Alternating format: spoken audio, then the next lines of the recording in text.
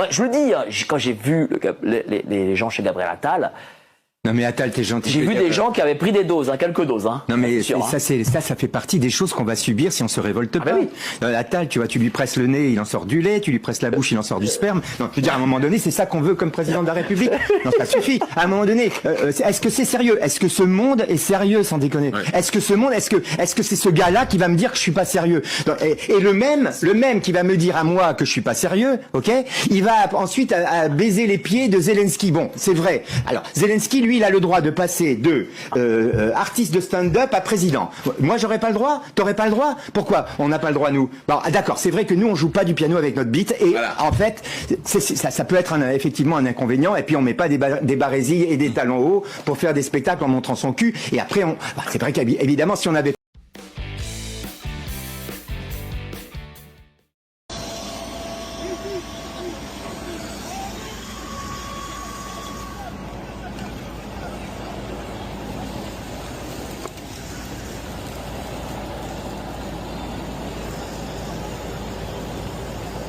بسم الله الرحمن الرحيم.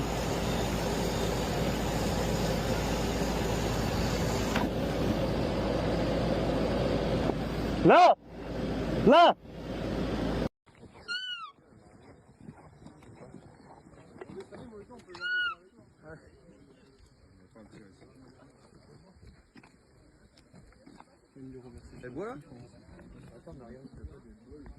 Je suis devenu un putain d'écolo.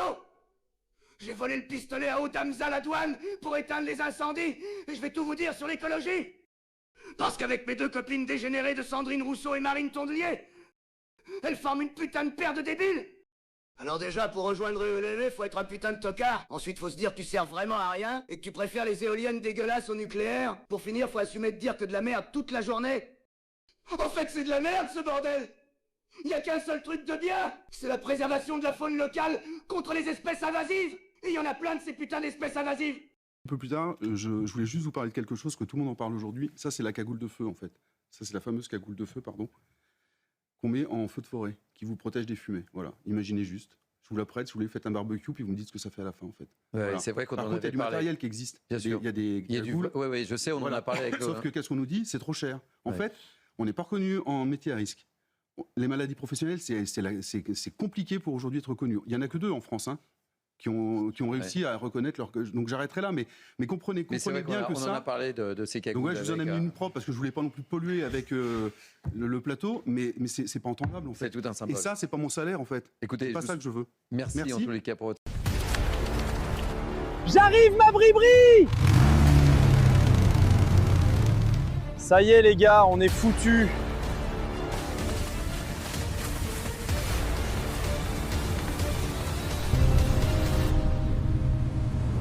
C'est joli la Gironde. J'arrive, bribri. Ping pong, ping pong, pong, pong, ping pong, pong. Ben alpha. Pong, pong, pong, ping pong.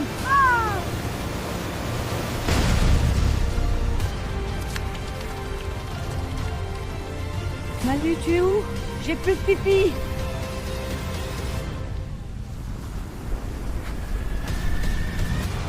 Je vois plus rien avec cette perruque, ma bribri.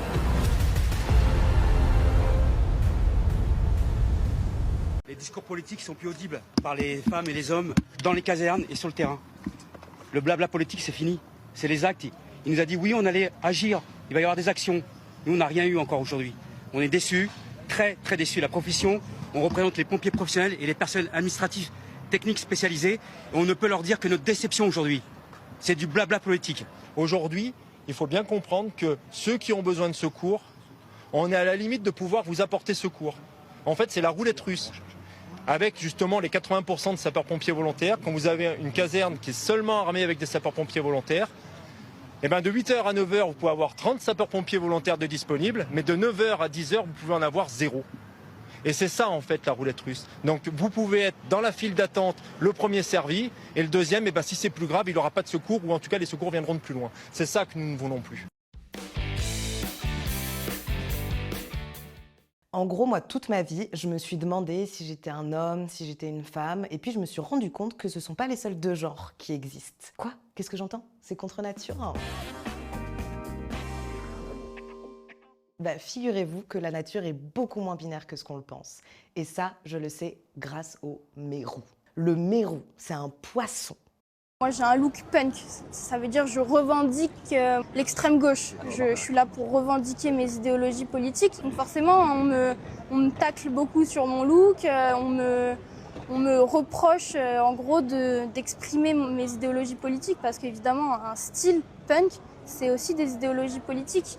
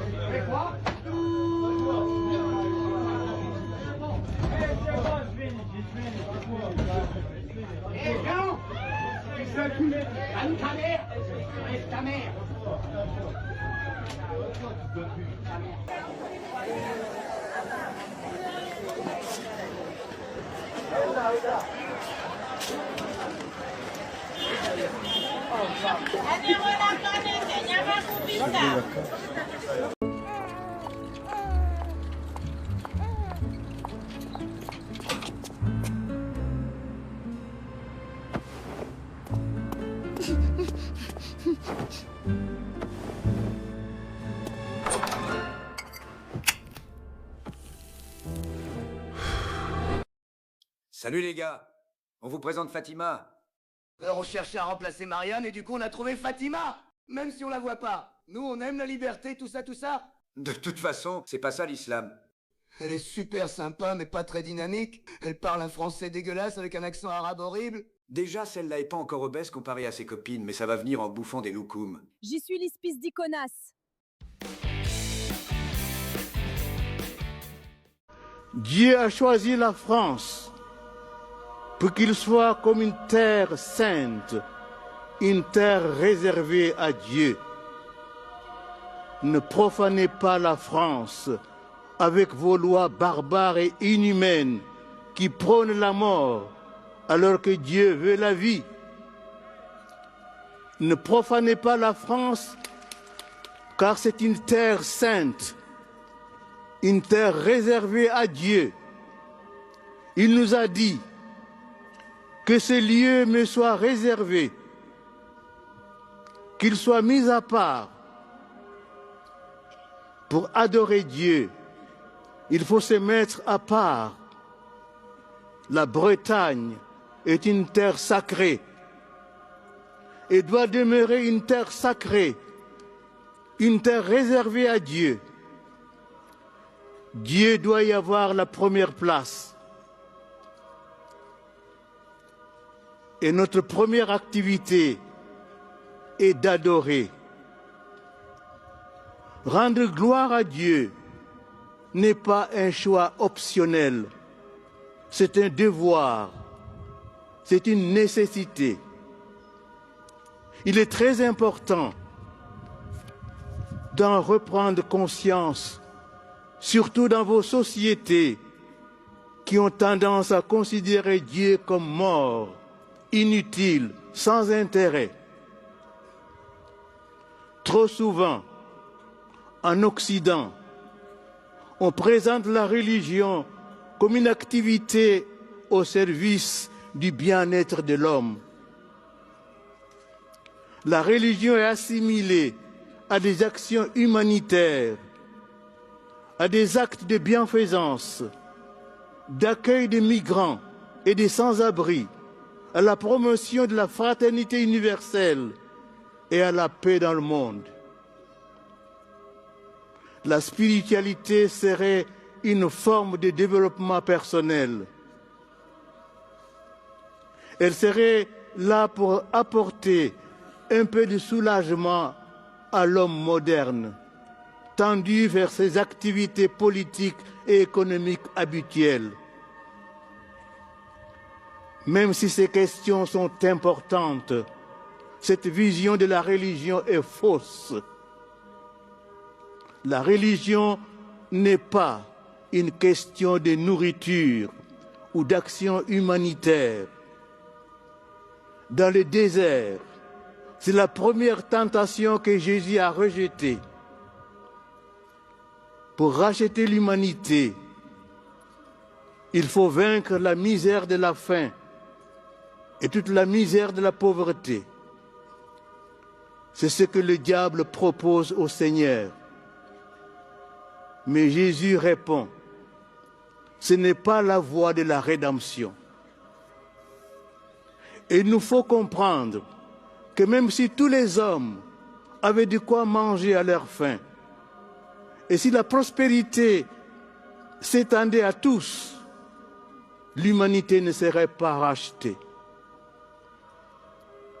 En effet, nous voyons comment, précisément dans les pays de l'aisance, de la richesse, de l'abondance, l'homme se détruit, s'autodétruit, parce qu'il oublie Dieu et ne pense pas, et ne pense qu'à sa richesse et à son bien-être terrestre.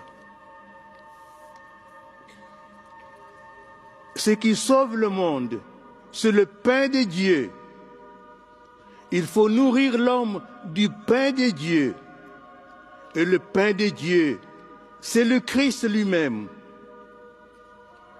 Ce qui sauvera le monde, c'est l'homme qui se tient à genoux devant Dieu pour l'adorer et le servir. Dieu n'est pas à notre service. C'est nous qui sommes à son service. Nous avons été créés pour louer et adorer Dieu. C'est dans l'adoration de Dieu que nous découvrons notre véritable dignité, la raison ultime de notre existence,